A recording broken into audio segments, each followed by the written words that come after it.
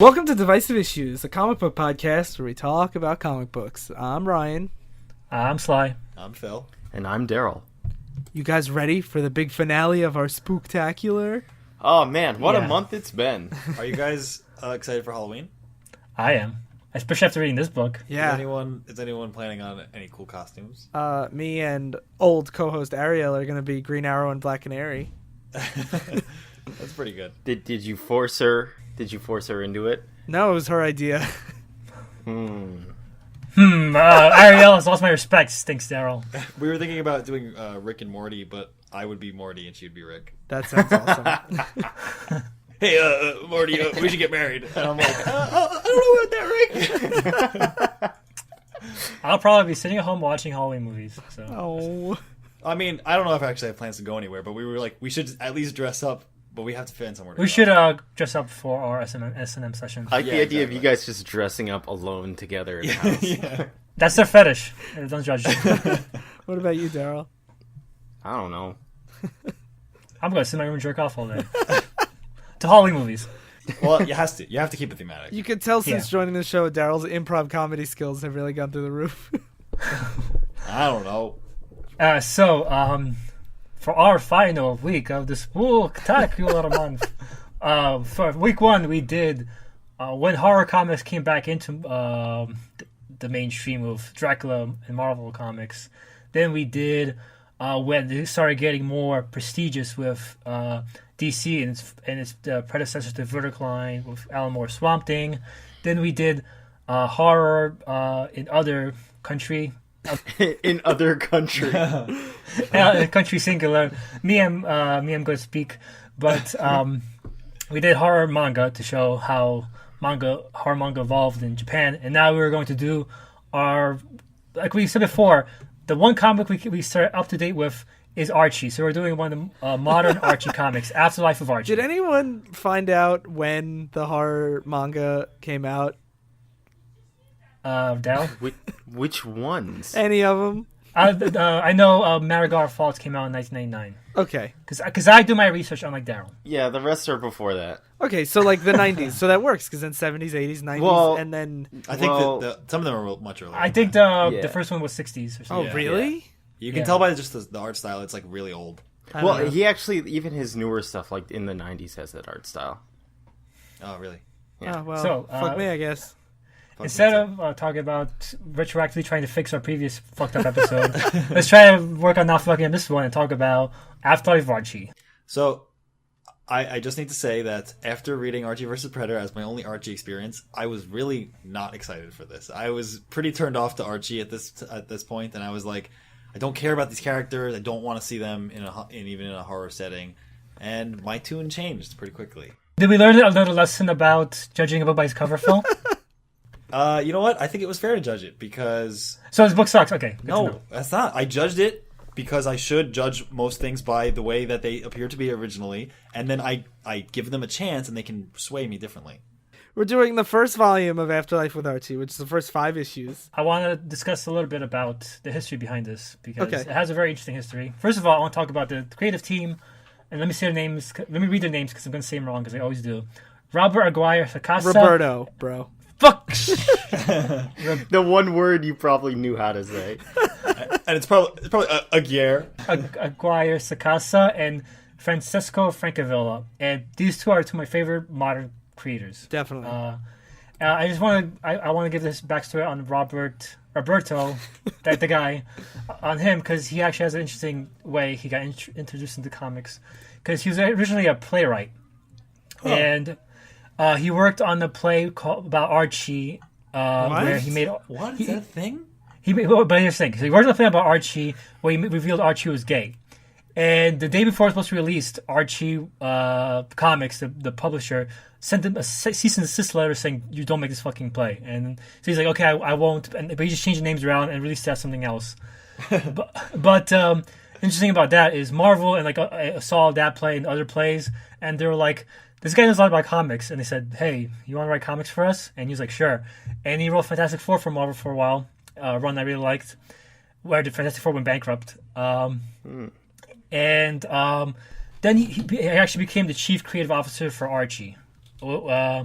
what happened was this book actually was actually a joke. Started out as a joke because there was a series of time called Life of Archie, and as a Halloween like little fun thing, they released a variant cover where it was drawn in like classic horror style. And it's an Afterlife of Archie, and it's Archie saying, "Oh, gee, Willikers, everyone turned to zombies. What do I do?" Shucks on the cover, and people were like, "Can you make this into an actual comic?" And Archie's like, "Sure." Did Francavilla do that cover?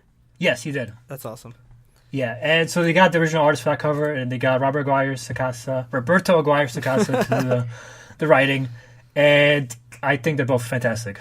Fantastic Four. Yeah, I'm a big fan of both of them a lot. I really loved what Francavilla did in his Batman stuff with Scott Snyder, and Roberto's stuff is just great across the board. We should describe Francavilla's art because it's very unique. I would compare it to, it's very reminiscent of like old, like 1940s comics. Like it's trying to purposely go for that kind of style with the covers saying like all new chilling tales, and like the place where they write the issue numbers in the coffin. Like it's going for a very like old school kind of comic style, and the colors are extremely vibrant. Yeah, like, if you look at Francavilla's Twitter account, he does a lot of like period sketches where it'll be like 1970s Batman. It'll be like a Clint Eastwood style kind of Batman thing, or like 1920s, Superman. And it's he does really, really cool like period work. Yeah. For this comic in particular, he kind of picks out 2 to 3 colors to accompany this kind of like orange reddish color throughout most of the panels. It's like that orange red color is used as a highlight, and they usually has like blues or yellows or light greens. Like he tries to keep it very consistent while still looking very appealing. Yeah, some pages only have like 2 colors. That's what I was gonna say when I was skimming through it just now. It's like even though the colors are vibrant, there is like a very definite like color theme throughout all the pages. It is like that orange, then like those bright blues, then the subdued blues, then more orange. It's very thematic. Yeah, the art style was my favorite thing about this book. Because reading into it, I was like, this is really cool. And there's like really strong, dark, black shadows across everyone. Yeah, and especially with the like ginger characters like Archie and the like rich kids. Cherry Blossom. Yeah, it pops so much in like sometimes it'll be a whole page of total darkness except like the R on Archie's sweater and like his hair, and it really stands out, and it's his awesome. Team Rocket sweatshirt. Yes. All right, so to start this off, the story, every issue of this comic begins with a black page and text that will show up in the issue itself. And I love this a lot because it sets up a really foreboding tone for what's to come in the story. And the first instance of this shows a black page and red, what looks like blood dripping down from the page, forming the text. This is how the end of the world begins. I actually love this effect. Jonathan Hickman uses it in all of his trades for Marvel, and I just think it's, especially in this book, it sets the tone really, really well, like every time. Yeah. So the story opens up with a person running towards a house, and the narration says, "At the witching hour. At the witching hour, that darkest hour in the dead of night." And we cut to inside. It turns out it's Sabrina's house. Sabrina's part of Archie, guys. Spoilers. This blew my mind again. I was again like, what the hell is Sabrina the Teenage Witch doing here? But okay. And they do an interesting thing with Aunt Helda and Zelda in this story. They're more like the creepy twins from The Shining rather than the fun, lovable characters that we all know and love. And like when the person running towards the house starts knocking on the door, they say, "Who in the name of the coven? Knocking at this hour is always an ill omen, a grim portent. Sabrina, girl, don't open that door." And Sabrina's like pretty casual, like casual Sabrina, like, "Oh, honestly, Auntie, there's a spell protection around this house. Everything's fine."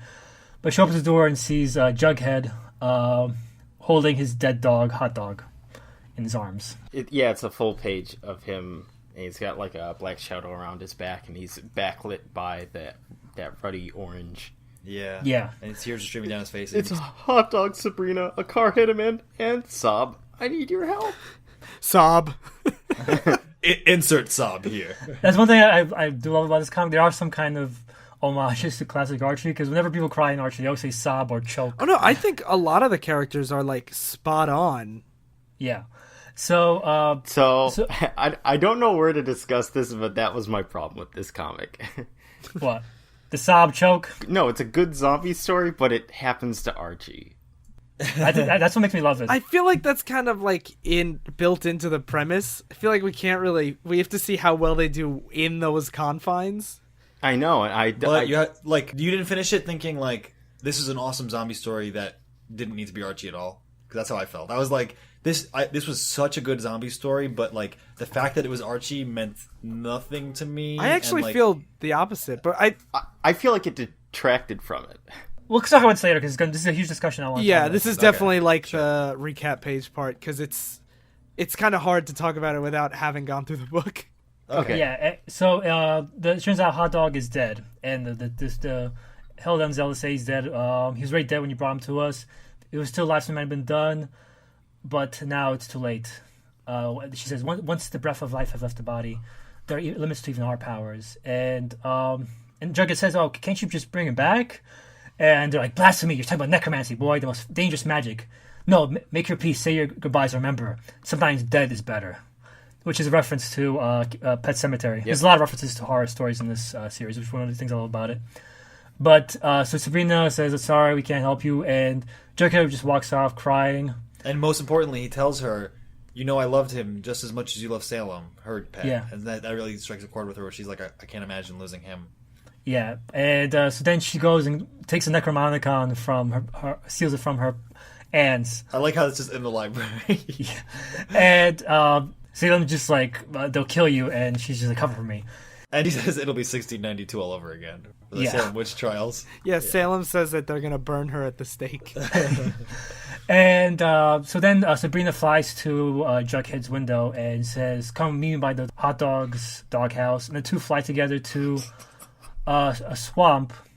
And she asks Jughead to bury Hot Dog, saying she can't do it because Hot Dog was his pet and it belongs to him. I think she's just lazy and is pretending that that's part of the spell. Yeah. And so she casts a spell, and now she tells Jughead, go home and wait. And don't tell anyone, but it turns out when he gets home, the two, Aunt Hilda and Zelda knew what happened, and now they look like fucking ghouls flying at her. It's so creepy. It's like this whole like full page thing of like they really look like these like banshees that are page. like it's a half it's page. I was gonna let that one go. I'm glad. All right, guys, it's a half page, and you know what? I'm done. I'm done talking. Do whatever you want. Talk about whatever you want. They look like fucking banshees flying at Sabrina. Not Banshee the X-Men. No, like Banshee the X-Men. Yeah, they have yellow and green costumes now on. And they say, no need. There are rules, niece. You disobeyed us and broke the covenant. And the other one says, which law demands swift punishment, a relinquishment of your powers, followed by immediate banishment. And they basically do that bit from The Matrix where they say, well, use a phone call, Mr. Anderson, if you have no mouth. And they basically make Sabrina's mouth go away, and they banish her to limbo. To the Nether Realm for a year.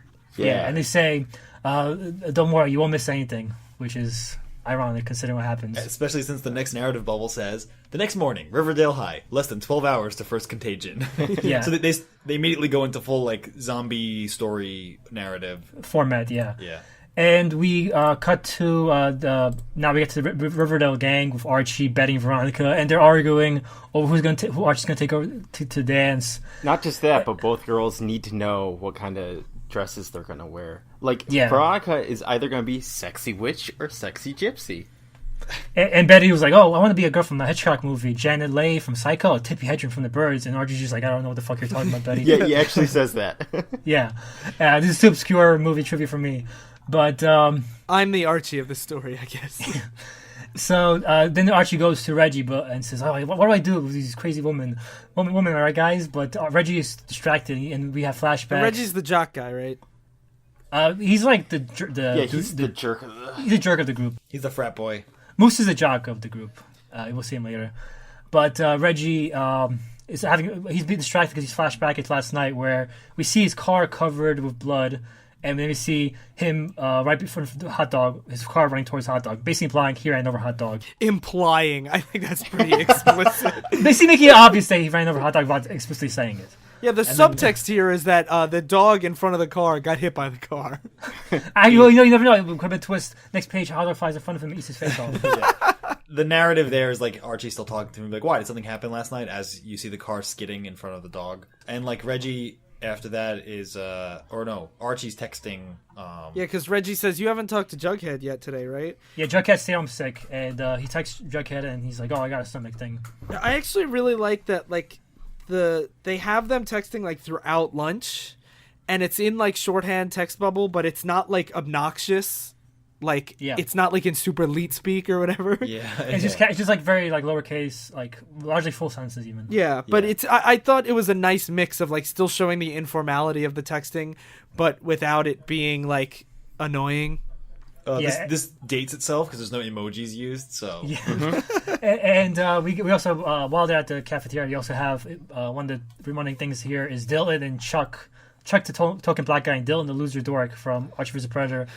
They're the one. They're talking about which horror movie icon will be another one. And they're arguing over whether Freddy can beat Michael or not. Michael Myers from Halloween. From Austin Powers. Freddy Krueger. No, it's Michael Myers from Austin Powers and Freddy Krueger from Krueger's Convenience Stores. Yes. So then we cuts to night, and Hot Dog returns, and he's like, "Oh, Hot Dog, is that you?" Jughead's like that. "Hot Dog, is that you?" "It's me, Jughead." But then we see Hot Dog, and he looks like a fucking monster because he's a zombie. It looks like he has rabies. Yeah. And his eyes are all white. That's the thing, is it's pretty extreme rabies, because like he's like not just foaming at the mouth, his eyes are like literally gone. They're just white. Yeah, and he takes a chomp out of Jughead's arm, and we cut to the next day, 8 hours after first contagion. So Archie goes to visit Hot Dog. He goes to visit Jughead. Hot Dog, are you okay? He sees Hot Dog is restrained in underneath the patio, and he goes to see Jughead because he said he had a stomach thing. But then he goes to see, and now he looks really sick because he just got fucking bitten by a zombie, and he's not a zombie yet, but now he looks pale, and you can tell he's dying. And he seems to know something's fucked up because. Archie's like, what is it, the flu? And he's like, yeah, the super flu. Don't get too close. And he's like, should I call the doctor? And he's like, what I've got, no doctor's going to help me. And we get a flashback to last night. His arm, it looks like a fucking... What's that guy from Akira? Tetsuo? Tetsuo, yeah. It looks like it's fucking doing that, basically. A little bit. It's just like a mutated... So for those of us that aren't fucking weebs, yeah, it's all just amputated. It's amputated, mutated. It's all amputated. Arm gets cut off. He should have amputated. No, it's all mutated and gross. Yeah. But, he asked, like, oh, is Hot Dog sick too? Because he kept him on the patio. And Jughead's like, no, stay away from Hot Dog. Don't touch him. I'll get him out later, but don't leave him alone. And make sure my mom and dad leave him alone too. And what's sweet here is Archie's like, I gotta go to the dance, but you know what? I'd rather just skip the dance and come here and we can like just watch like Halloween movies. And he's like, you're a friend to the end, Arch. And then we cut to the dance. Yeah, I like that. You're a friend to the end, but he says go to the party anyway. Have fun. Yeah. And as he's they're at the dance that night, Jughead comes out of his room, clearly a zombie, and his parents are like, "Oh, are you alright? Are you alright, dear? You're going to a dance after all?" And you can see he's just like. I love again. The art is so good. Like this, the room behind him is just that like orange color glowing on his silhouette with like a little bit of red, and you can kind of see like it's without showing him much. You can tell he's a zombie. Mm-hmm. So then we cut to the dance, and Betty and Veronica are fighting over Archie again. This is like the most annoying stuff in the world to me. the both of them fighting over him constantly, and he's just like, I don't know, guys, and they're like, I could fuck him better. Like, what's great is that they're always rude to each other and never to him. They're always like, he's the best, even though he's the most indecisive man in the world. Isn't that kind of like the whole premise? Yeah, like, do you guys ever watch harem shit, guys? Like, do you even know anime, guys? Yeah, and surprise, that's extremely dumb too. You guys ever go to the harems and have all the prostitutes fight for you? Most harem anime are pretty terrible. Like, I'm not like defending harem anime, but bringing down Archie stuff. They're all dumb. I know, but you're like Archie is garbage. Only Archie does this shit. Like, it's like, who said that? Who said that? Yeah, who said that? Oh, it's all genre and shit that Phil repeatedly claims that is better in comics. When have I ever said harem anime are better than comics? I think you said every night. I heard you as I was over your bed. Oh, fuck you. This is getting weird. Sly's part of my harem. Sly recording what Phil's saying under his bed. Archie's sick of the two bickering, so he goes to hang out with Reggie, and he's like, I'm gonna go see my bros, and he goes hang out with Reggie and the other guys. And we also do get a spot. We get a like just one panel of the two guys that were arguing about movies before are in the costumes of the guys they were saying were better, which is fun. And also, a trivia note: Archie's wearing the costume he wore when he was a superhero. I was just about to ask that. I'm like, who's he supposed to be? Because there's a big like P on his chest. Yeah, he's Penis Man. He's Penis Man. No, he's a superhero called Pure Heart, which is really because he has a heart around the P. Okay, all right. Yeah. So then we cut to the chaperones, which are Principal Weatherby and Geraldine Grudy, and they're like talking about, remember when we were kids and it was like Halloween, and we have a homage to a flashback to an homage to Night of the Living Dead, where Professor Weatherby is like, "They're coming to get you, Geraldine," and Geraldine's still like, "Well, it's a funny then, it's not funny now. Stop it." And then Weatherby's like, "Oh, don't worry, it's just a joke." And look, Jughead's here, and then Jughead eats his face off. Yeah. We cut back to inside of the place, and Archie meets up with Reggie, and he notices Reggie's not in costume, and Archie's confused because Reggie's like such a show-off braggart. So Archie's such a piece of shit to him.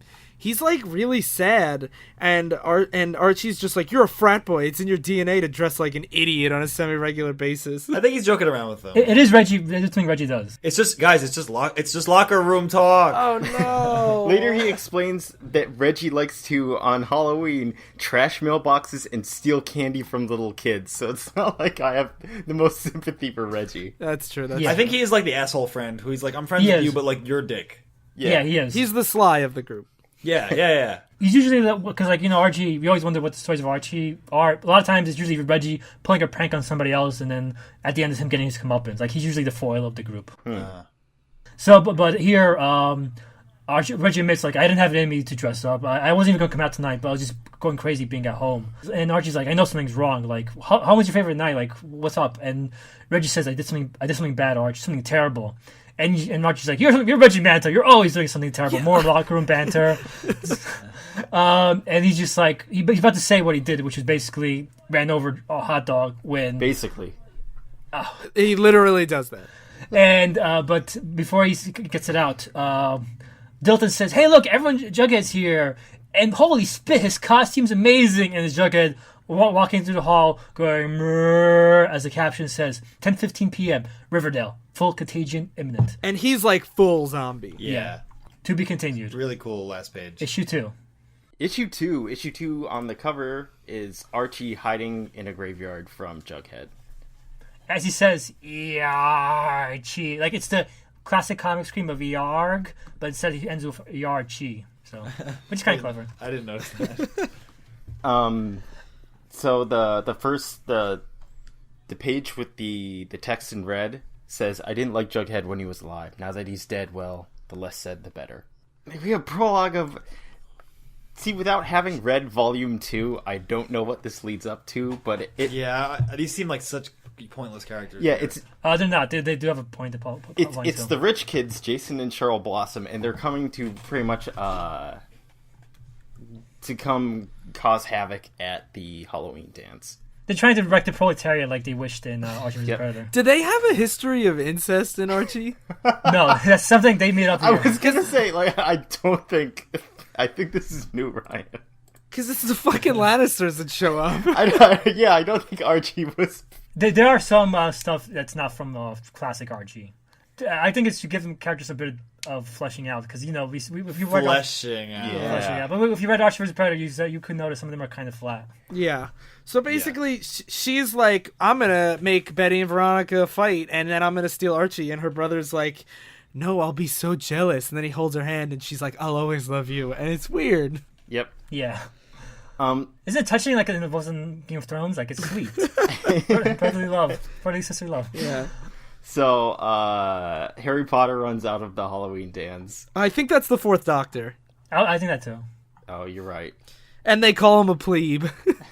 Yeah. How dare you speak to us, plebe? Why shouldn't we go in there? Terrible music, non-alcoholic punch. He says, "There's something weird going on. They're like eating people." And he's all like bleeding. Like, obviously someone took a big bite out of him. Yep. So he's like, "I gotta go home." And now Jason's like, "Well, now I'm interested." So then... But Cheryl's like, "No, we should go. Like, this is creeping me out." Yeah. But he wants to go in. So then we cut to the Lodge Mansion at 12:30 a.m. and it's Veronica talking to her father. And she's saying, it was horrible, Daddy. And now she starts to recount the story of what happened there. Yeah, she's the famous advice for this issue. Yeah. So she's basically like, her and Betty are fighting. And then Jughead shows up. And Ethel Muggs...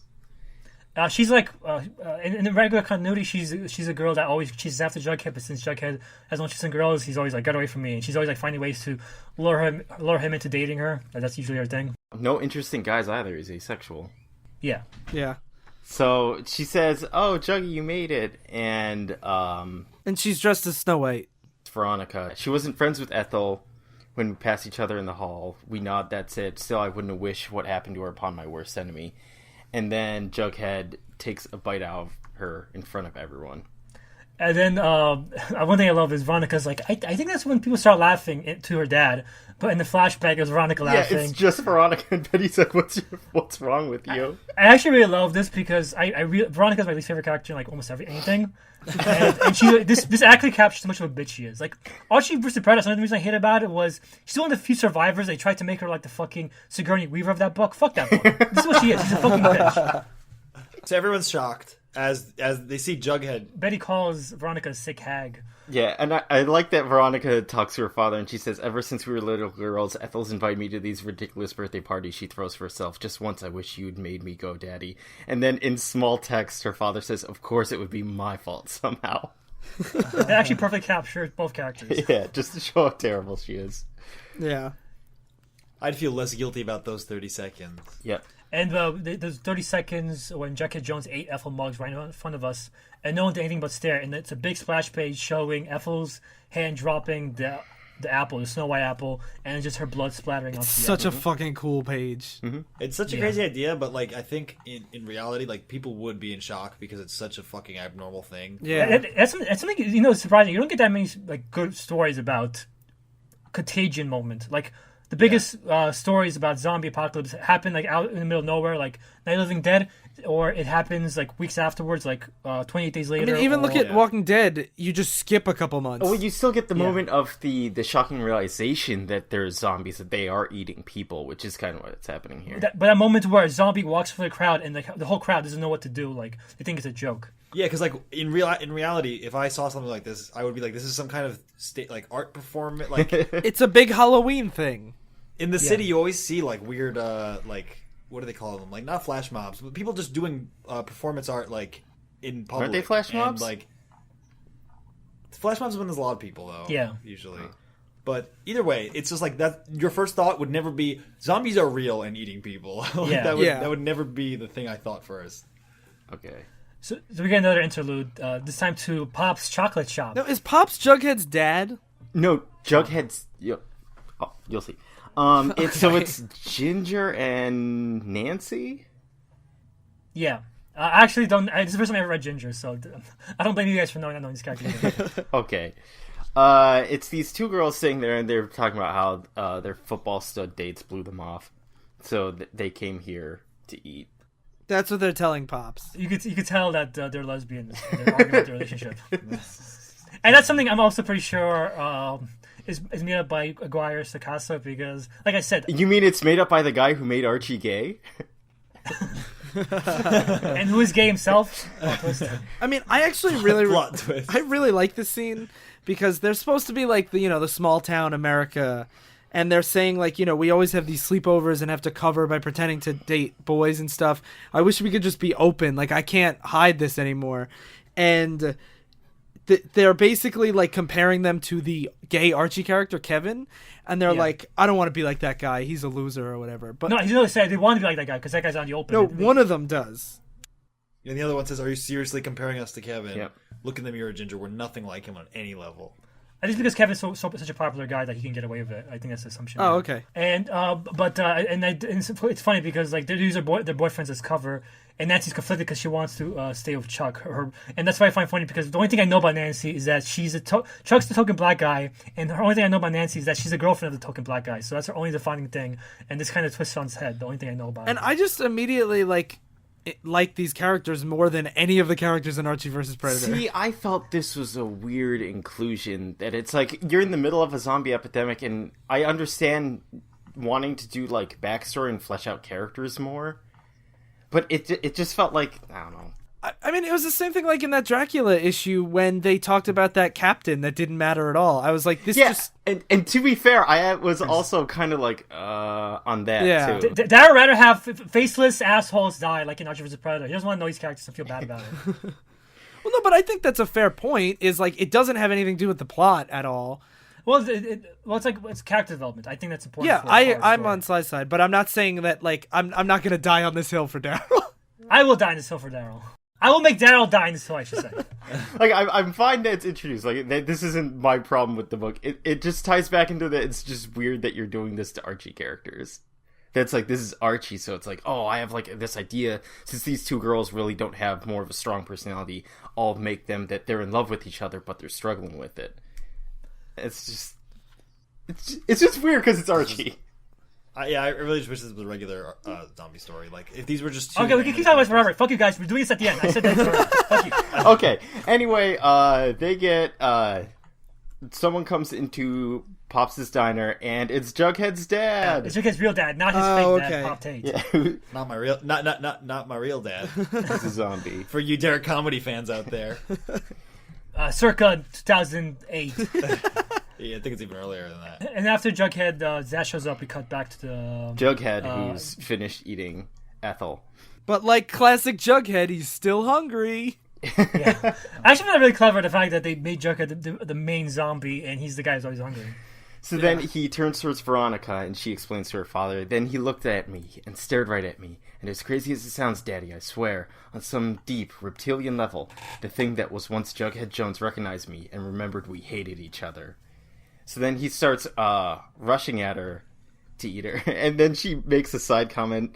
I was paralyzed. My first thought was, wow, so this is how I die, at a dance eaten by my arch nemesis Jughead. How pathetic. My second thought was, not to mention Betty's finally going to have Archie all to herself. And she's making like this kind of upset face. Yeah, and but then speaking of Archie, Archie's the guy that saves her from Jughead. Yep, so he flies in. In the middle of this story, though, she says, speaking of Archie, and her dad's like, yes, I wondered when it would be revealed that this was all somehow that redheaded dolt's doing. Like, she's talking about a zombie apocalypse, and he's just like, I bet that idiot Archie's involved. Well, to be fair, like, Archie is usually an idiot. Like, you watch Archie, you read Archie vs. Predator, right? Yeah, I know. So Archie flies in and punches Jughead off. He doesn't punch his head off, he just punches Jughead. yeah, he does. He just punches him and pushes him into a wall and says, dude, what are you doing? Dude, where's my car? And then he gets Reggie and Moose to help him, and they need to drag him to the locker room. No, he wants to get Reggie, but Reggie's paralyzed in shock. Yeah. So Moose does it. Yeah, so they drag him off to the locker room to talk to him about men stuff. And then... Of course, holier than thou Betty leapt into action. Oh, they do. Ethel. Phil was joking about locker room talk. They literally go to the locker room to talk about guy stuff. Yeah. But Betty goes to try to see if Ethel's okay. Yeah, and she's like, someone call 911 and have them send an ambulance. Like, that makes her holier than thou. And Veronica, she's saying, someone call 911. Veronica is rolling her eyes like, oh, her. But then Ethel turns around, and now she's a zombie. And Betty's all worried. She's like, Ethel, you're okay? That's such a relief. Why are you looking at me like that? Like you're about to... And then Veronica jumps in with the fire extinguisher, sprays Ethel in the face, and clonks her over the head with it. And then she's like, don't thank me, Betty. But then Betty's like, thank you for what? I had everything under control. And they start arguing again. Yeah, they're still bickering. And then they point out that Ethel's still not dead. And the two nerds say, Dilton, you don't think... Oh, without a doubt, Chuck. They realize this is zombies. Yeah. That's kind of cool because a lot of like when they do have like zero contagion moments stuff, like shitty ones, they usually have people never use the Z word. Like it's forbidden to use the Z word. Yeah, forbidden. Forbidden. Foreboding. Foreboding's like the German way of saying it, I think. Yeah. Oh yeah. Yeah. It's also foreboding because it's spooky. Yeah. So it's for boating. You can boat with this. Shut up, Bill. So then Principal Weatherby and Mrs. Grundy show up, and they're zombies. They start to go and attack people. So then they're like, oh, we need to get out of here. So they they hold each other's hands in like a conga line and then go to the locker room because they can't leave without Archie. Yeah, they don't want to split up while running, which will probably happen. And Moose is like, maybe he's juicing? He thinks Jughead is juicing as they lock him in the locker room. And they're like, that's stupid. Like, steroids can't make you a zombie. Yeah, he's like, no, that's stupid. I think Hot Dog has rabies and bit Jughead and gave him rabies. That's actually not. I thought that's a pretty logical explanation. That's something that, because they usually portray zombie infection as some kind of mutated. Yeah, rabies. they do. Yeah, and the fact that it is it destroys your brain and makes you violent. It's out there to make them eat people, but it's not out of this. It's world. better than juicing. It's what the chemical explanation for zombies usually is. Whenever there's a scientific one. They're like, yeah, this rabies thing mutated, and now... I was going to save this for the end, but I think this is the best segue I'm ever going to get. I actually... Wouldn't this be better if it wasn't Archie? No. I thought it was... I didn't realize how... I didn't expect it to be so refreshing to have zombies be caused by voodoo, because I haven't seen, a magic zombie story in such a long time, because, that used to be the thing. Yeah. And now that it's, always chemical warfare or disease... I thought and it fits so much better with Archie to have it be magic, but especially with Sabrina there. Yeah, exactly. But it was, I miss that. I miss magic zombies. I agree. You miss voodoo? Yeah. And when not to give too much away from Volume 2, but Volume 2 goes more into the magic. That's awesome. That's I cool. wish this book wasn't so delayed. So the crowd of people show up and they basically explain it's not rabies, it's a zombie apocalypse. The teachers are eating people, and we need to get out of here. And where'd they go? They're trying to figure out what the safest place to go would be, and of course, let me find the explanation. Veronica, while talking as a framing device, was talking to her dad. She reveals, actually, they're coming here, Daddy, because this is a safety place in Riverdale. Yep, because Archie explains, I've been trying to sneak into your daughter's room as long as I can remember, and I know what a fortress this place is. I didn't read that line in my head so... dramatic. I took it more playfully, but I really like it as Darryl's listen, sir. I've been trying to sneak into your daughter's room for as long as I can remember. I've lost a lot of good men trying to get in here. Well, the guy, he explains he electrifies vents. This place is a fortress, I bet. Yeah. I thought they were joking about that. Are you sure in the Archie universe? But I love this scene. This is the closest they get to classic Archie style, as they have next time on Archie. One of these kids is already affected, but which one? And it shows all the characters in classic Archie illustration style. Their heads floating around this text. I'm pretty sure the one that's infected isn't on here. No, she is. Oh, spoilers, she. Spoilers! It's Archie. Yeah. He's a woman, too. So, next issue, Afterlife with Archie 3, which is titled Sleepover. And the cover is a grave of Forsyth P. Jones III, Jughead. Pal till the end. Is that his name? Yeah, that's why he calls himself Jughead, because he hates his real name, Forsyth. It is a shitty name to have. I like foreboding better than Forsyth. And it has his arms coming out of the ground and the crown he's wearing. And first scene, that black page says, "My mom and dad are out there, Betty, somewhere, maybe hurt. I have to find them." And it has in the back also has in red a view of the city, city streets. Yeah, it's suburban like housing and stuff in orange. Yeah. Then we cut to the Lodge Manor again, and now it's from the perspective of Veronica's dad. What the fuck's his name? Harem Lodge. You can just call him Mr. Lodge. Everyone just calls him that in the books. Mr. Lodge, and it starts narrating from his perspective, which says, "I built this house. I built this city on rock and roll." Yeah, exactly. I don't mean I paid someone to build it. I mean I designed it and built it myself with my own 2 hands, by God. And it's just some backstory of him. I just want to point out for all the listeners that he looks exactly like Commissioner Gordon. Yeah. He does. Oh yeah. And that's why when you guys said, "Oh, this is so Commissioner Gordon, Archie vs. Predator," I was like, "Wait till you see Afterlife Archie, guys," because it's literally Commissioner Gordon. Is he normally not so Commissioner Gordon? His mustache is more twirly, curled. Yeah, it's probably because it's in the old Archie style. Have we pointed out that this doesn't look like this is a modernized human-looking Archie, not cartoony? Yeah, it looks very, very. Like I said, it's trying to go for I compared to a 1940s comic. I thought this looked more modern. Yeah, me too. If you told me this was Walking Dead, I'd be like, okay. Okay. So we go. He's going through his backyard with the flashlight, and it's flashing back to when he first moved here. And he basically is saying, I came to see if I want to relocate here. And then I brought Hermione, so we have Harry Potter crossover here. Yeah, it's obviously Harry Potter reference. I told you it was Harry Potter. And Hermione, his wife, is like, it's lovely, but there's no opera and everything. And he's like, we'll have a good life here, my love. And they are like, they're talking about the kid they're going to have because she's pregnant. And on the train here, she says, yeah, I actually ran into these two spinsters on the train. And this is obviously supposed to be... Handheld Zelda. Yeah, Sabrina's aunts. And she's like, I was sitting across from the most eccentric spinsters, I suppose you'd call them. And they're just doing the creepy, like, you're expecting a girl. And she's like, I am, but my husband and I are hoping for a boy. And the twins are like, not true, he is. But you're having a girl. You can tell, plain as day. Raven-haired, strong-willed, a bitch. That last part is accurate, but not what's in the book. Yeah. And she's like, well, we'll see. And she's like, our sister-in-law's expecting a girl too. Blah, blah, blah, Sabrina, etc. Blah, blah, blah, Sabrina, theme song. And basically, Hermione and Hiram are like, Riverdale will make a wonderful home for us. We'll have a good life here. And it cuts back to the modern times where he's like, you were my life, Hermione, my rock. Selfishly, I wish you were here to guide us. And then he goes to her grave, and he says... he sees her zombie corpse there. Yes, I was getting that. She's like... I think that you maybe should speed it up a little bit, Phil. She's like, her Hiram, my love. And he's like, Hermione, no! And she blames him for bringing us here in her zombie voice. He says, you brought us to this place of death. This place of death! And then he wakes up. And it's Butler standing there with an axe. Yeah, it's Albert. Smithers. It's Smithers. And he's like, I've just finished a sweep of the perimeter. Every point of egress and ingress is intact and secure.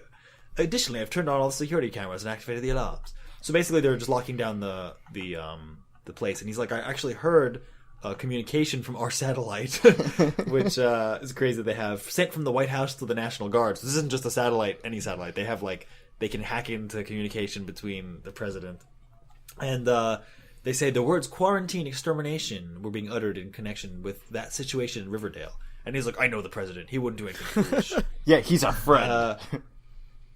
And then we cut to Archie. Oh, well, before that, he goes, one last thing. Are all the children safe and accounted for? And he goes, except for one. And he goes, Andrews. I assume that's Archie, right? Yeah, Archie Andrews. At this point, I realize that whenever they use a last name, it's pretty safe to assume that it's whatever gives it alliteration. Yeah, it is. It is, yeah. They have a flashback to earlier showing Archie planning to sneak out. Yeah. And see, this is where Betty says, "Can't believe that grate isn't electrified or something." And he says, "It used to be. I had Dilton hack into the lodge mainframe and take it offline a year ago. The pantry's the security system's one blind spot." So Dilton is, I guess, helping Archie sneak into Veronica's place all the time. Yeah, he's a master hacker. Yeah. And he's basically like, I gotta go, Betty, to go check on my mom and dad. As he's sneaking out, she's like, wait, Archie, before you go, I won't ask which of us you like more. It's like, still, she's like, do you... No, she says, I won't ask which of us you like more. She's like saying, like, she's using it as a preface, saying, I won't ask who you like more, but, like, I want to say, have a sincere goodbye to you. Like, but then he says, I promise you, I'm going to be waffling for the next 70 years. So he's like, I will never decide. I like the idea where he's like, don't worry, I'm still torn between you two. Yeah, I could never actually love you more than Veronica, so whatever. Then we cut to Betty in the library, and she's reading all these crazy old books. She's like, oh wow, Great Gatsby from 1925. Original printing. And then Veronica says, what would you have us read, Betty? Paperbacks? I love that. And they're basically having a get-together in the pool, and they're like, Veronica's like, what better way to distract ourselves with an end of the world party? And I was like, Life is Strange. Yeah. And it had a pool. Yeah, that's gonna be a recommendation. Spoilers. Betty doesn't want to do it. She's like, I think I'm just gonna read. I don't think it's appropriate, but Veronica's like, please, like, I can barely hold it together. I need to focus on something other than how terrified I am. Please, let's do this for me. Yeah, at first she seems like obviously we're just gonna have fun, and Betty's like, I don't want to, but it is like a cry for help from Veronica. This is after she made fun of Betty's size too, saying you're gonna need a plus size swimsuit. Oh yeah, She's like, I don't have one that would fit your size. And then she says, "Please, we're supposed to be BFFs to her." Yeah, she really. Is that's terrible. pretty much Veronica does. Like she always bad. She's like she a person who dies. She's bad mouthing Ethel. Like she always bad mouths everyone. That's what she does. Yeah. And then we have them all in the pool trying to like distract themselves, and upstairs in a different room, it's Midge and Moose, and Midge is Moose's girlfriend. And one thing to know about Midge is that she and Reggie, before when they had the flashbacks, they had Moose beating up Reggie, hinting that Reggie was doing something with Midge. Oh, I didn't catch that. Because you guys don't catch subtle nuances like Oh, I I do. caught it. Well, Darryl's the only smart one here, so. yeah, because I didn't really think too much into Midge and her role in this story, but We are spending more time talking about her than the book does. It actually becomes a very important part, too. Spoilers. But she has an okay scene here. Moose is like, I'm freaking out. I think we should tell Mr. Lodge. And his butler was a doctor during the war or something. Maybe he can check you out. She's like, don't worry, it's just a scratch. You just got a scratch, you know. And he's like, what if it was Jughead or Ethel that scratched you? And he's like, no, it could have been anyone. Like, you know. Anyway, I'm going to pour hydrogen peroxide all over it so any infection would have gotten killed. And look, my hand's getting better. And, you know, Ethel changed really fast. And I didn't, so it's okay. yeah. And Moose is like, yeah, but Jughead ate half of her. Maybe it's taking longer. Like standard zombie. Yeah, thing. and poor Moose is just this big dumb guy that he has the right idea. It's just that since he's so dumb, he's really doubtful of himself. Yeah, you can't argue with So really. she's like, "Oh, it's fine. It'll be okay." That's a nice little thing to add. Because like Moose is so unconfident in himself because he's usually considered so dumb that he's saying the right thing. Like we should tell the others or we should take care of it. But Midge is usually the smarter one, so she's like saying no, don't worry. Even though she's wrong in this situation.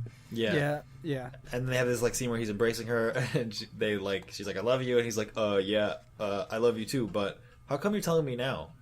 And then We have to Archie.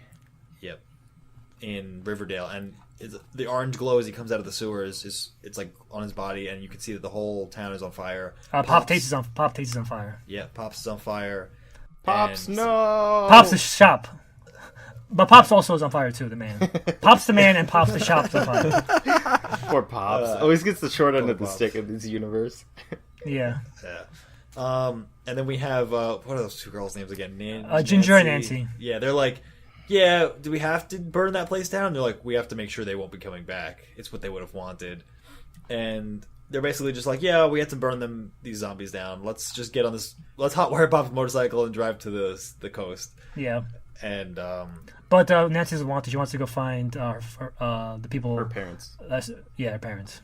yeah, and they basically drive away into the sunset. And then we cut back to the pool scene. And, like, the water does feel great, but where are Midge and Moose? Oh, they're being total party poopers, hiding up in their room where they've been all night.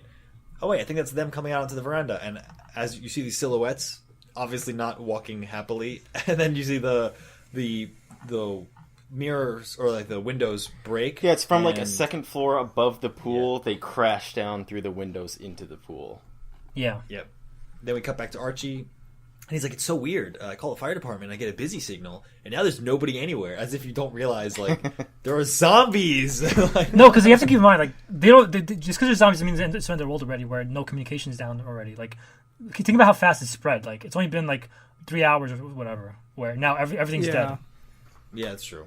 And people are chasing him. Mayor Martinez, and he's like, I gotta get home. And then we go back to the mansion, and Smithers is like, something worrisome is happening at the West Pool, because they have more than one, I guess. Yeah. And he's like, zoom in. I shudder to think what mischief my daughter's up to now. And Midge and Moose are in the pool as zombies. Yeah. And Hiram, Mr. Lodge, gets on the loudspeakers and is like, this is Hiram Lodge. For God's sake, get out of the water right now.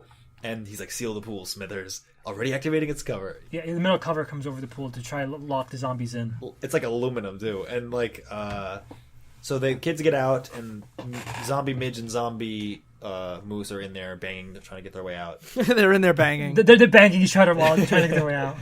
Yeah. And then what? He tells them to get back inside. Not the pool, the house. Inside the pool. Kill yourselves. So then Smithers is like, I'll start a fire, make sure he gets his right clothes. And then Mr. Lodge is pretty upset because he's like, what do I tell their parents? That they were under my care and I couldn't protect them. And then speaking of parents being home, Archie gets to his house and he's like, the door's locked. I gotta get the extra key. And he hears a growl, and he's like, Vegas, is that you? Come here, boy. Help me find the... And we see a rabid dog. It's Hot Dog. It's Hot It's Dog. Hot And he says, Dog. oh, crap. And then that's the end of that issue.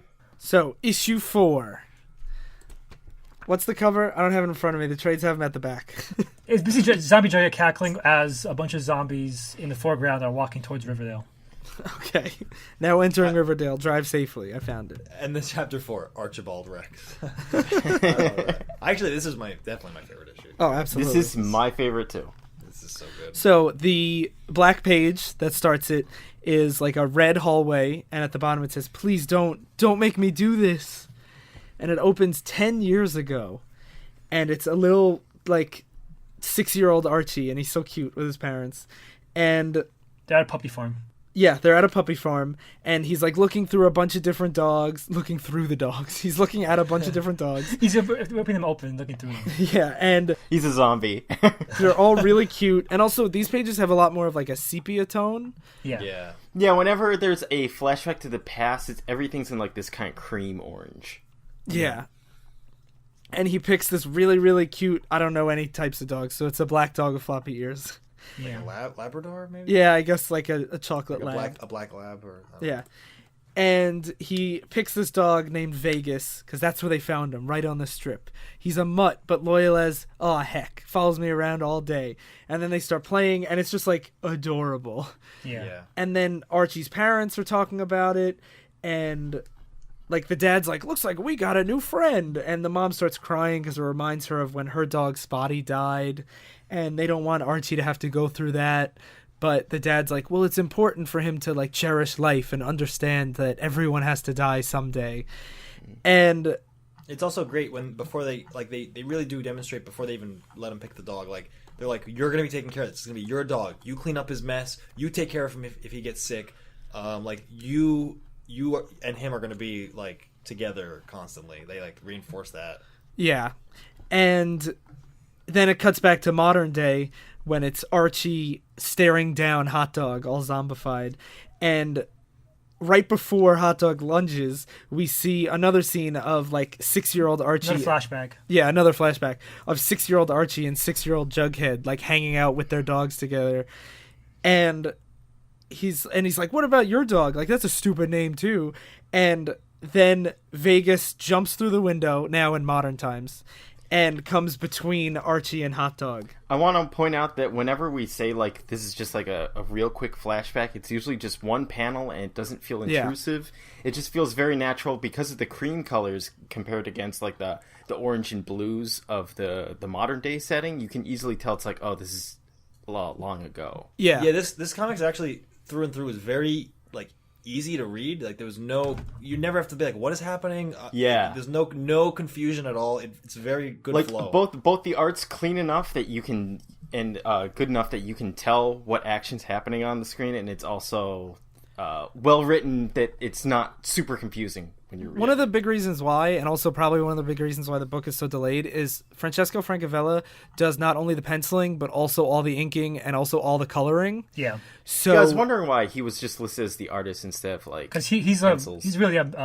that's why I really love his work, because he puts so much effort into his stuff and he does all of it. and like it, even though like people like when I bought this book, the shop owner was complaining that it was delayed and everything, but it's so much better than most things. Yeah, than most things. Like, it's take your time. It's definitely worth it to have quality over like speed.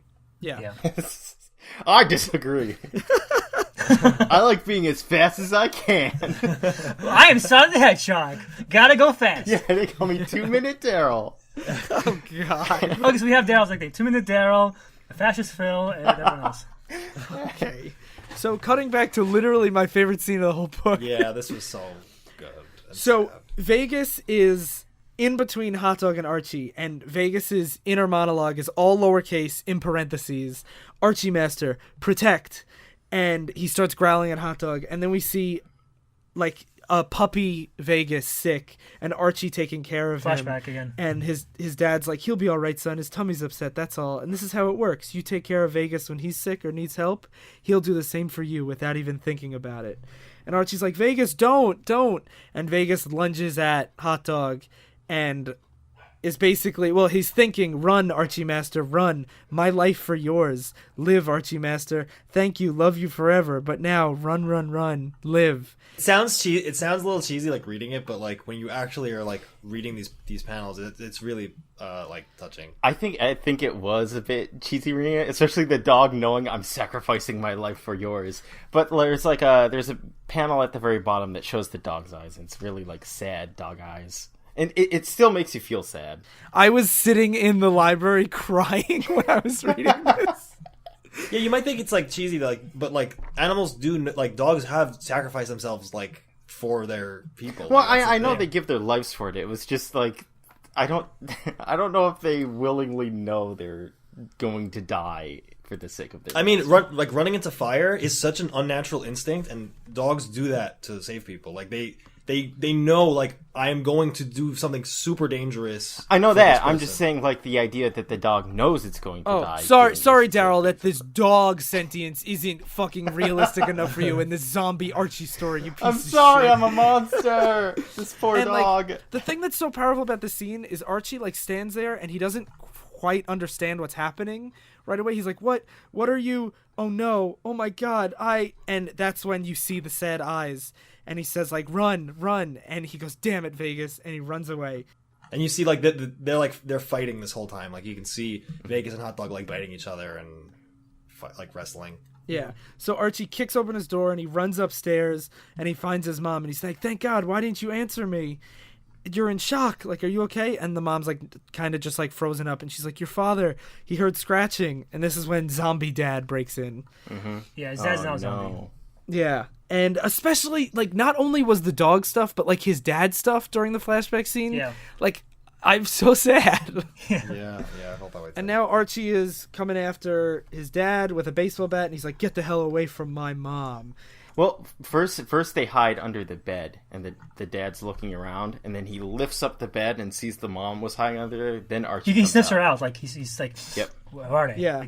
So he's like trying to lure the dad away, and he's kind of like just running away and not striking at him, even though he has a baseball bat. And then his dad lunges at him, and he goes, "Damn it, Dad!" And he hits him in the face with a bat, and it makes his dad fall down the stairs and like break his neck. Mm-hmm. And he like. The thing that I really like about it is, like, even though he hits him, and, like, it's a zombie, he's still like, Dad, no, and reaches for him as he falls down the stairs. Mm-hmm. Yeah. And then he's like, Dad, are you... And then he, like, re-zombies and goes for Archie, and Archie just keeps pounding him with the baseball bat. Yeah, and this page is so cool, because what it is it's like, it's 15 panels. There's 5 up top, 5 in the middle, 5 at the bottom. And the overlaid image on the back is Archie lifting up the baseball bat. And then occasionally, like, there's panels of him smashing into his dad with the baseball bat and, like, every other panel.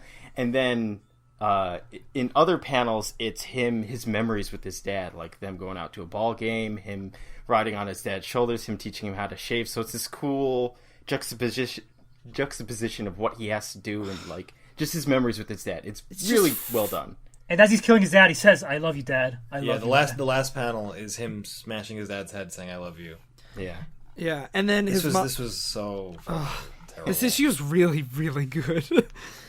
And then his mom comes and he's like, "Mom, don't look," and she's like, "Let me see," and he's like, "No, we have to go. We have to get out of here." And then Vegas shows up as a zombie. And his internal thought is kill, maim, eat, food. And Archie's like, we have to get to the garage. Don't look back, Mom. Keep going. And he's like, we got to get to the car. And they have like this old jalopy. Yeah. As Darryl's sister pointed out, Liz, like, oh, there's a bunch of teens riding on an old jalopy. This is the jalopy they ride in.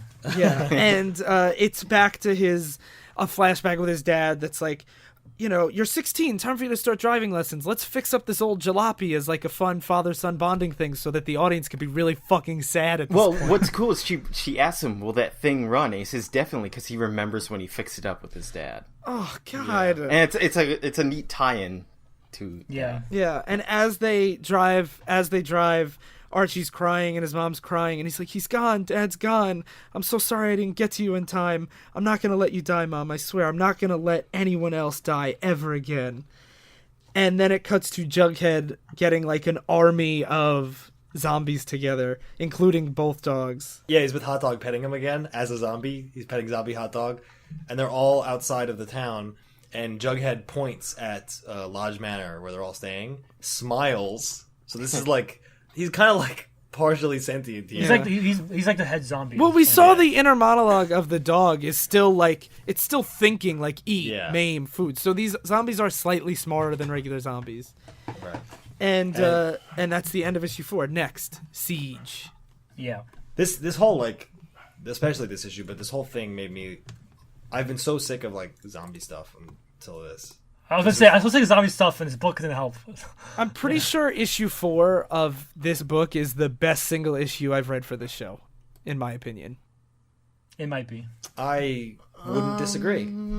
I'd have to think on it some more. Me too. This is going to be my... spoilers for my top... We're going to do a top 4 or 5 at the end of the year. This is going to be my top... This whole book is going to be my top 4. Spoilers. Yeah, this is my favorite book that we've read for the show. All right, Nice. I'll save my opinions for that then.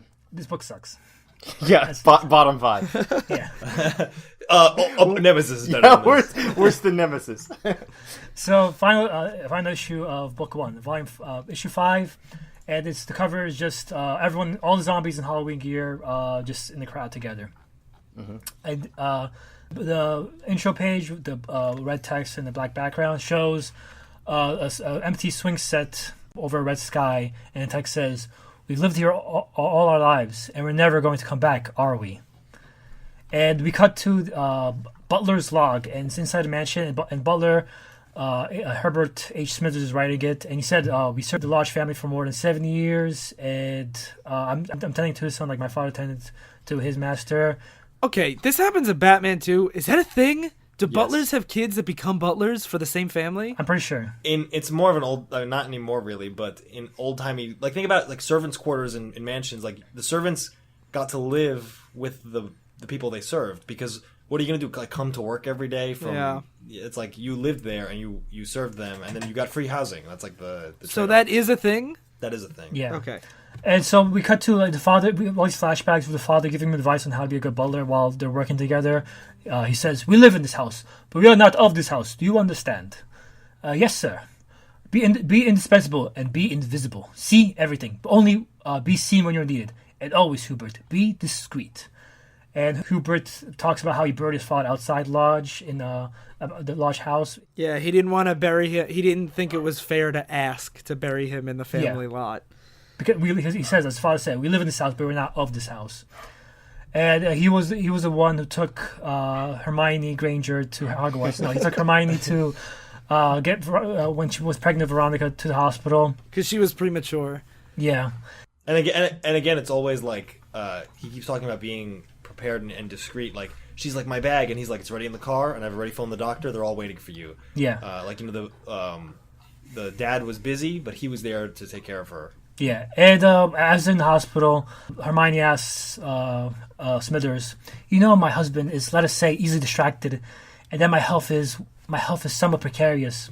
Should anything happen to me before Veronica's old enough to take care of herself, you look after her, won't you, above all other concerns?" And Smithers says, "Of course I will, ma'am."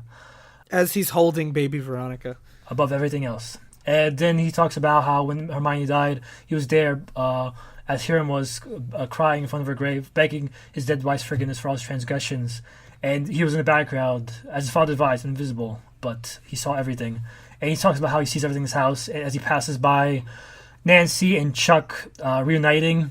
And basically, Chuck is so happy to be back with his girlfriend. And Ginger's there, and she's making smart comments saying, "Gosh, hopefully Chuck's not in a mess, because that would really suck. Luckily, though, you survived, huh? I wish you were dead so I could just fuck your girlfriend." yeah, basically. He's like, "Yeah, she definitely likes you, Chuck, and not girls." Yeah. Like and Nancy's like, please, for me, stop it. And Chuck is like oblivious to what's actually happening, with Ginger being jealous of Chuck.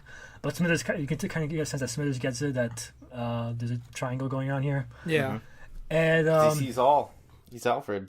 He goes, he passes by Kevin Keller, who's the gay guy of the group. And Kevin goes to see Reggie, and he knows about how Reggie and basically Reggie always try to fuck Midge behind Moose's back, and Moose would be the shadow of him. That was always the running joke of Moose and Reggie. And Kevin goes to now that Midgie's a zombie in the pool. Kevin goes to her saying, "I know how you felt about her. I know it can't be easy." And he puts his arm on. And he says, like, "Trust me, I know what it's like to want someone who doesn't want you back." And then Reggie says, "Back the hell off, killer! Get your sick, nasty hands off me! Never do that to me again, ever! You hear me, perv?" And Kevin says, "Don't worry, Reggie, I won't." And he just punches Reggie right in the face. And calls him a douche. Yeah, you douche. And again, the butler's watching. And he says, like, he points out that, like in Archie vs. Predator, his dad was in the military and he knows combat, stuff like that. Yeah, he's like, I notice, Mr. Keller has combat skills. Maybe this could be useful.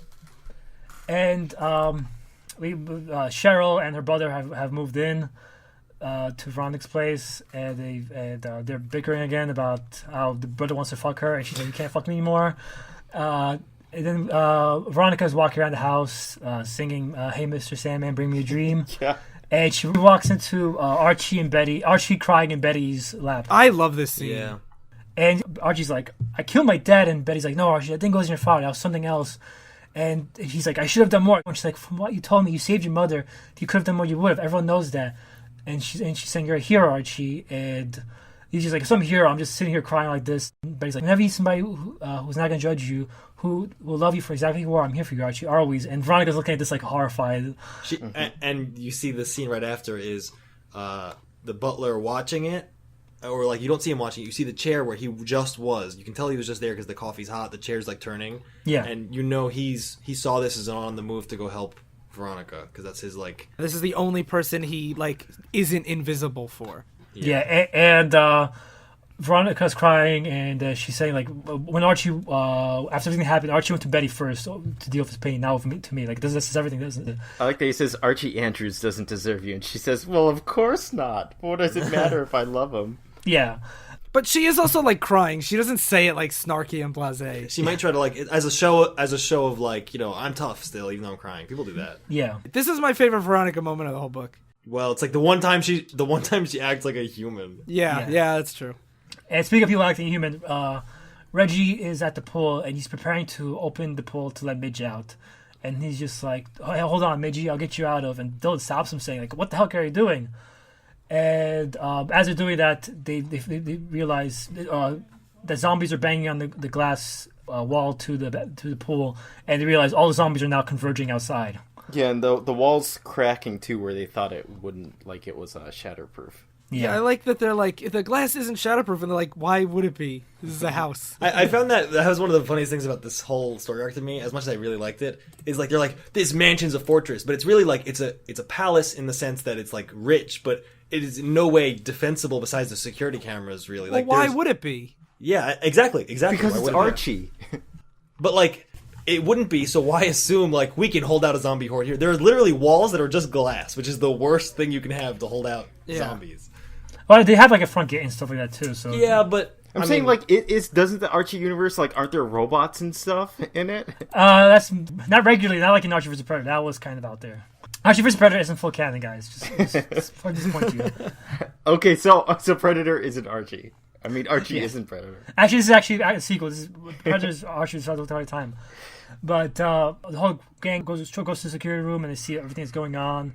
And Archie suggests we have to get out of here. We have to leave Lodge Manor. We missed something also important from before is one of the things his dad, the butler's dad told him is you never, ever in public contradict your master. Yeah. And that's going to come into play here where he's like, Archie's like, we have to leave the manor. And the dad's like, are you deranged? The manor's defenses will keep out until help arrives. And he's like, what help? The Riverdale's on fire. We're going to be eaten or burned. And Veronica's like, don't bother arguing with Archie. You'll never get him to agree. But then Sundus comes in and says, my father, he served in the war. Right before his tour of duty ended, he and his platoon were caught in a burned-out building, surrounded by the enemy. My father was the smallest, fastest member of this troop. His last-ditch effort, he was ordered by his commanding officers to try to slip past the enemy, return to reinforcements. By miracle, my father made it out of that building and back to his base camp, then returned his next day with an elite squad. But he was too late. The enemy had rushed the building. His entire platoon, all his friends, were dead and butchered. And Father Lodge is like, your point? And he's like, I would never contradict you, sir, but in this case, I don't believe reinforcements are coming. And he says, like, we've only stocked up for 3 people. Like, we don't have enough food for everyone to stay here alive for that long a time. And the generators need fuel. Like, you can't, like, just live permanently in a mansion. Yeah, just because this is the best house to be in Riverdale doesn't mean it's a good house to be in. Yeah. And so Mr. Lodge is like, how do we even get out then, Archie or Andrews? And he's just like, leave that to me. And he shows him the place where he snuck out before, and now zombies are there. And Mr. Lodge is like, brilliant, typical Andrews, because that's what he usually would say. Except now, fuck up here is that zombies are here. Yeah. Yeah, and like they open up the pantry door, and it's just Veronica, or no, it's Betty, Archie, and Veronica's dad.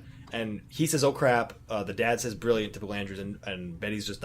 She's just quiet. Yeah, and that's potentially going to be important too. Yes, and they basically have a meeting set up where they have battle plans written out. And they have people like Ginger and Kevin are now on boat duty. They're supposed to take out zombies if they come close. Archie has Betty to take care of her mom, who's still shell-shocked at this moment. As Betty and Veronica are leaving, like Betty's being quiet and stuff, and Veronica's like, "What's your problem now? Archie not showering you with enough attention at the moment?" And she said, "No, Veronica, those zombies in the pantry, they were my mom and dad." Yeah. And you see, it's this like, again, it's like a mostly silhouette of her face. You can see her blonde hair and like tears streaming down her face. It's just really like, it's like a really subtle, like small, fucked up thing. Like the fact that she had to see her, the way she finds out is not like this grand reveal. It's like, let's get out, and two zombies trying to get at them are her parents. Yeah, nobody even thought about it besides her. No one said anything, and she just had to sit there quietly, knowing like my parents are dead and they're zombies now. And it turns out they're going to launch rockets to distract the zombies while they make their escape. The rockets are like, these are fireworks. They're like, yeah, they're taking the 4th of July fireworks show that Lodge Manor like hosts every year. Yeah, and just launching it off, just so we make that clear. They're not actually shooting like military rockets. No, yeah. The butler in his notebook says, because you see, the fireworks did exactly what Archie Anders predicted they would. The creatures churned from the manor, focused instead on the beautiful display in the night sky over town, and moved towards it. There's something childlike about them. They were captivated as if a sliver of their former selves existed beneath the corruption. So they make their escape, and they run into Coach Cleese, which is an Archie character, but it doesn't matter because he gets killed right away. Arrows! by Ginger and Kevin Keller. And I like this line because they go kill at the same time and they waste it out. Kevin turns to Ginger saying, "Call it next time, Ginger Spice." And Ginger says, "You call it Queen Arrow." I love that she calls him Queen Arrow. And to fulfill the title of the book, Escape from Riverdale, they escape from Riverdale. And the butler writes in his journal, "After that, we didn't see another soul, living or possessed, until long after we left Riverdale, the town we all loved so dearly behind. But that is another tale for another entry, for another day, if we survive to see the morning." And they're at like a bonfire outside of town. And the moon is actually, it's drawn as a skull, which is really cool. Yeah. I don't understand how there are two like powerful mages in this town, and they're just like, "Oh, zombie apocalypse shit." Like, Go read Book 2. Book 2 explains what's actually going on here, which is more than just zombies. oh, It's not out yet, Alright, though, cool. so. Shit. Book 2, by the way, like one thing I love about this is one reason why I want to do this for Halloween over like Walking Dead, which is probably the more popular modern horror comic, is like this book embodies Halloween more to me. First of all, the color scheme, orange, the heavy use of oranges. Second of all, the amount of movie references. Third of all, the fact it's on Halloween. And the fact that it's more to it than just zombies. Like when you get to part 2, more and more supernatural elements come into it. It also has that horror movie, like, bunch of teens in a situation kind of, like, motif. Okay, so now the part that we've all been dying to get to, the recap page. I know how you guys feel about this, but let me just say my piece on it real quick. No, Okay. we don't allow divisive opinions, divisive issues. Yeah, we're right. Whenever we did books like Punisher Kills the Marvel Universe, Deadpool Kills the Marvel Universe, and Archie vs. Predator, Joe and Ryan especially will look at me like I'm weird when I say I'd rather see stuff done straight. And Joe and Ryan will say, "But it's supposed to be a joke story. It's supposed to be funny." Ha ha ha.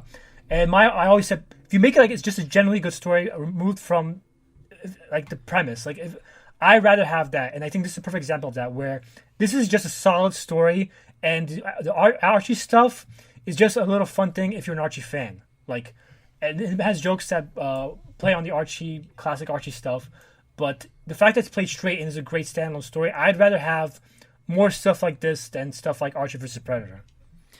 I don't think we have to pick. I think we can have both. I know, but I'm not saying you have to. Everyone has to pick. I'm saying, personally, I want to pick. This is my example of when you guys say I'm stupid, like, no, sorry, you're wrong. this has to be played for jokes. I'm saying this is my example of a counterpoint. I mean, I agree with you, Slight. This is better. This is significantly better than Punisher kills the Marvel Universe, Deadpool kills the Marvel Universe, Archie versus Predator. Like, this was a much better story. That's what. Like, I'd rather have something that's good standalone, and the joke is like it's just like. But a it's fun little not thing. completely standalone because you still have to know Sabrina's a teenage witch. You still have to know like You don't really though. Like it can just be like the wizard in town. Like well, then you could also read Archie versus Predator the same way. Well, I don't think Archie vs. Predator is well written or anything. Nothing about it is really. and the problem with that is too they want to keep the like total comedy aspect while people are being butchered. Like this one was dark through and through. I felt like that was more loyal to Archie though. That's one of my things. Like this is. I don't feel that loyal to Archie though because I've read a lot of Archie, and whenever there's a serious situation, it's more. I would say character position is more like they are here than they are in than Archie vs. Predator. Archie vs. Predator, they're like caricatures of the original characters. Okay. So even in that sense, I would say it's too much for me. And then when we get to like Deadpool versus the Marvel Universe and stuff like that, people love Punisher vs. Marvel Universe, but like as like a joke thing. I don't think anyone would recommend it as one of the best books of the year. Like I would recommend this. Yeah, I think that's fair. Yeah, that's my opinion on it. Sly's wrong, but I can't prove him wrong. No, this still had like plenty of instances where it was like just kind of weird or dumb, and it's because it's trying to stay loyal to Archie, like how they talk to each other, and they're like, "Oh, that's fab," or "Well," and I think that's like teenagers say weird shit. I think that was part of the charm of it. Like because I felt like the characters were still, even though I haven't read a lot of Archie, they still felt like familiar and recognizable, and it made things like Jughead dying like mad. Like it made it more powerful for me. Like when I saw like Jughead, who I know is like the super goofy, always hungry, like like goofball character, seeing him so upset carrying the body of his dog was immediately more impactful than if it was just a guy I don't know. It's like if you have a character, like if you have Batman situation, if you want to set up somebody as a badass versus like a no-name character, like sometimes a character's so associated with something that having them as gets you feelings for that character right away. Like, you know what I mean? I could see that. When I finished the first episode when I was reading it, a comparison I wanted to make about why I think being attached to Archie brings it down for me is I was thinking they could do something just like this with My Little Pony, and I would still have the same complaint. Where it's like you could that's like take more this... detached from reality. That's though. more detached. Like there are serious Archie stories in the past. No, but it's still like this idea of taking like a feel good kind of happy series and you take all these characters and you do something really dark and you try and play it straight like that while staying loyal to the characters. People actually do that though, by the way. People actually do create processes of My Little Pony and we have Hey guys, there are serious parts of My Little Pony. Discord is a serious villain. Yeah. And the fact that people do that for My Little Pony, like even though My Little Pony is so detached from that and fan bases want to do that with that fucking property of all places, shows there's a demand for it. Like there's a lot of demand for it. I know there's a demand for it, but I just don't I don't buy it. I also think that's a false equivalency, that like I can suspend my disbelief a lot easier without being taken out of the story when somebody says fab than when it's a sparkly pony talking about friendship. No, I thought about the comparison a lot. I felt like it was a very apt and fitting one. Well, you're the only one. I feel like why? Yes, I threw him off his game. Yes. What is it about taking the Archie universe more seriously than the My Little Pony universe? Because My Little Pony is about cartoon ponies. Like they're and like, Archie's about cartoon characters. no, but they're actual people. They're people. They're people. They're teenagers. Aside from the obvious that one is ponies and one is humans, like My Little Pony has way more realistic human moments than most shows I've seen. Yeah. But I'm saying like if I was to read a like scary story, the sparkly ponies would take me out of it a lot more than like Archie. All right, smiling. then Archie takes me out of it a lot more. Okay, I mean that's fine. I'm unlike Sly. I'm not telling you fuck you. You're wrong. I am saying he's wrong though because teenagers. I know. it's a bunch of fucking teenagers that goof around, and you're saying you can't have this. This is equivalent to My Little Pony. Because it's still Archie.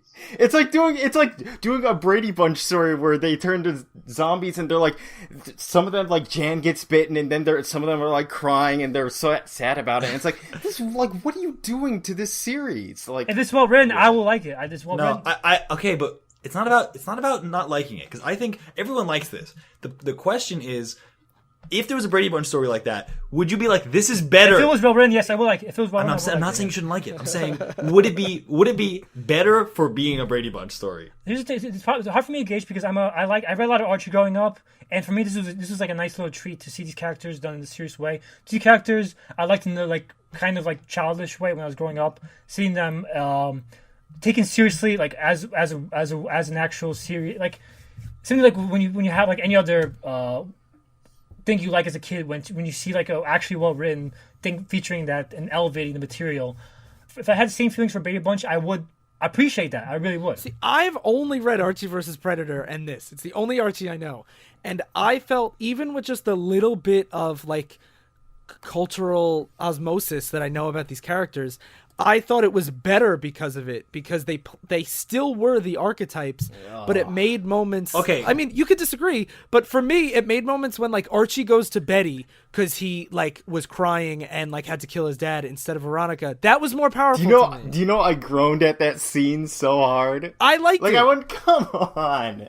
It's So I don't think this is a thing we're going to agree on. Like, No, I know. This is the obvious like comic book fan distinction, I think, here, where like you guys, like Sly has said, I would rather them take a guy like Calendar Man and make him cool than make a new character. Phil hates history. Like, he's a history teacher, but he hates history. He really fucking hates history. He doesn't like film history. It's like any history. He wants everything to be fresh and new. He doesn't want to know anything. He doesn't want any research. It's fucking not- burn everything. Hey, everything to the ground. So everything fresh. Everything should be... Nothing should take from anything. I'd rather just, instead of take a guy like Calendar Man and making him badass, I'd rather just say, we fucked up with Calendar Man, let's do something new. But sometimes, a lot of times, my problem with new things, like completely fresh things, like this is like a good example is all the attempts they've made to make superheroes not attached to comics. Almost all of them have sucked. Push, Jumper, they've all sucked. You know why? Because they're always generic. They're always, they don't have anything unique about them. Versus, like you might say, like in comics, like I know Ryan shits on like Scarlet Witch's tiara shit, but like now when we have like the modern comics drawing Scarlet Witch's tiara, they draw her in a more like Doctor Strange mystical way, and I think it makes her look visually unique. Versus the movies where they draw in a more realistic, generic way, and I think it makes her look more like a generic. Like Jean Grey type of character. I think if you take elements from these characters that make them visually distinct and more character distinct, I like that element because when you sometimes starting from fresh too much can lead to too many generic things because you're too afraid to take too many chances. Whereas if you're adapting something, you want to keep some elements of the character so it still feels like the same character.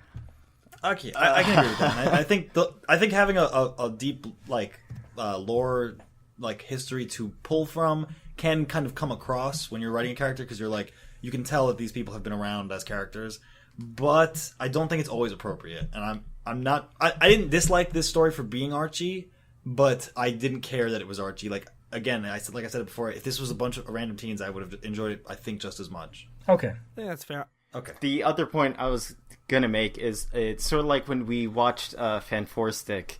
And the conclusion you guys were talking to me out of that is it's really hard, or if not like impossible, to make the Fantastic Four a gritty family or a gritty thing. Mm-hmm. Yeah, and that's how I felt about Archie. Is I just felt like it was incompatible. I think that's fair.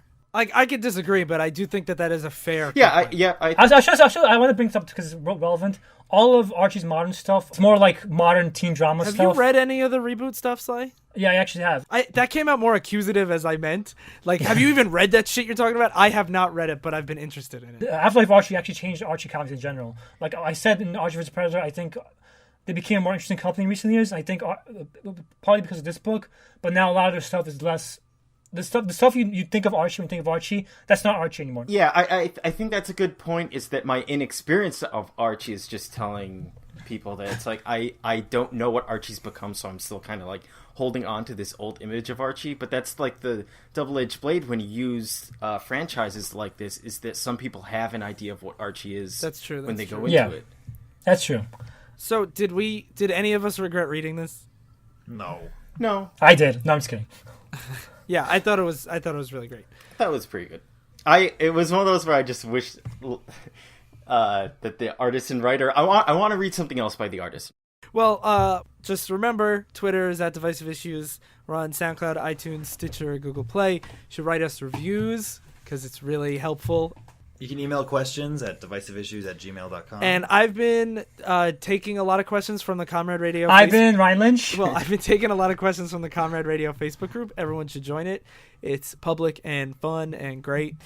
So that's all that stuff. Oh, and thanks to Joe for the intro. I keep forgetting to mention that. He gave it to us like when we started on Common Radio, which was like a month and a half ago, but we didn't.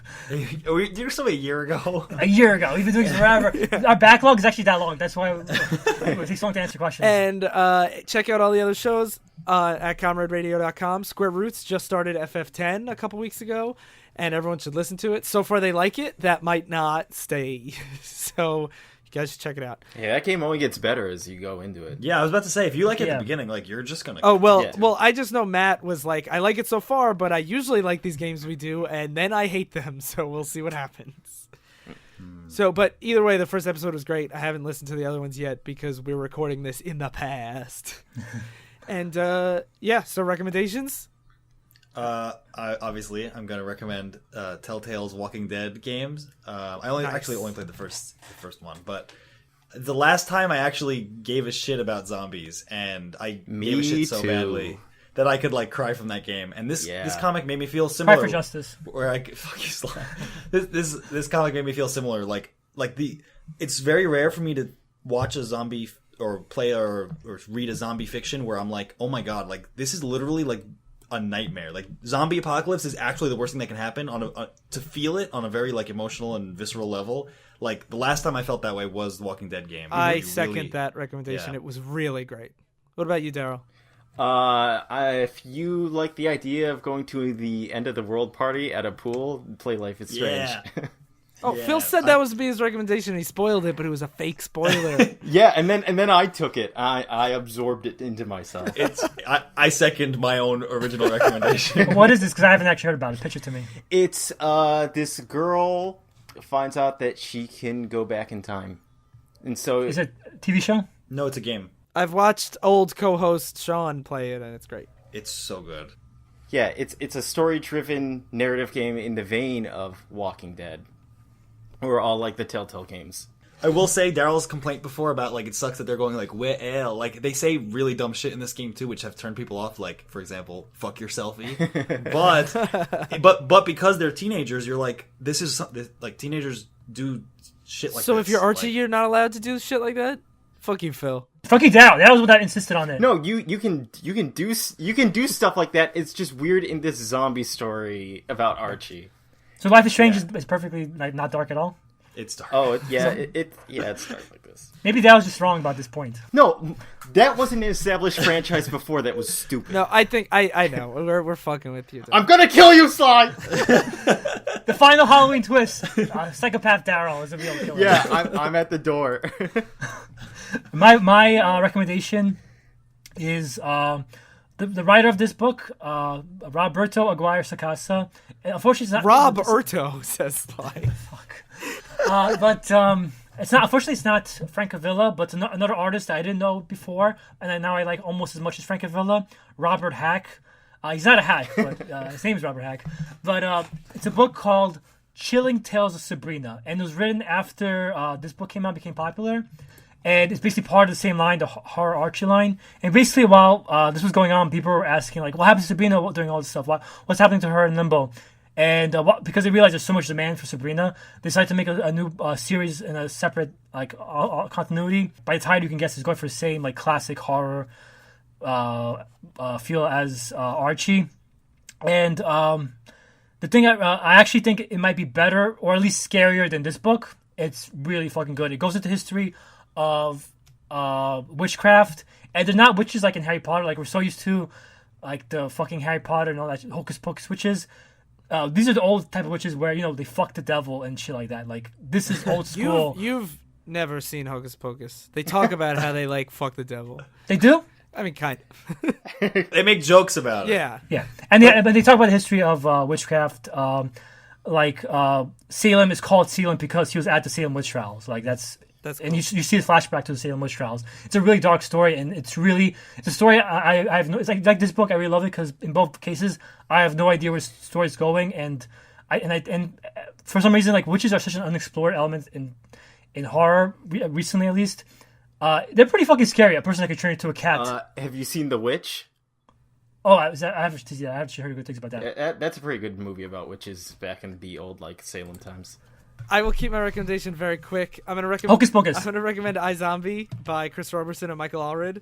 Basically, a girl. It's not scary. It's fun. But a girl is a zombie, a fully sentient zombie, and every time she has to eat brains, otherwise she turns into like a scary zombie. So she lives in a cemetery and eats dead people brains, and she gets their memories and tries to figure out her own path through it because she doesn't remember what she was like when she was alive.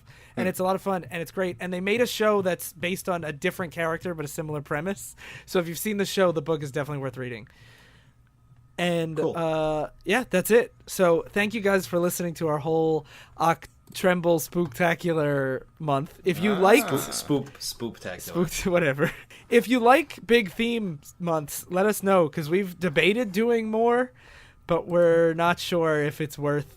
If this sucked and you guys were like tortured at the whole entire thing, just say fuck you guys, don't do any more. Yeah, just write that on our Facebook. If they were tortured, then it was good because that's like the whole Halloween theme. We're supposed to. Yes, And exactly. now November, we're gonna do no shave November, right? Yeah. So we're not gonna shave, but we're not gonna. It's not gonna come across. We'll read the Doom Patrol issue. That's a spoof of the Punisher called the Beard Hunter, right, guys? Sure. A Okay. guy who hunts people with beards. Comics. So, thank you for listening to Divisive Issues. I've been Zombie Jughead. I've been Hermione. I've been a My Little Pony horror fanfiction. And I've been Forsyth P. Jones III, pal to the end. Stay in continuity.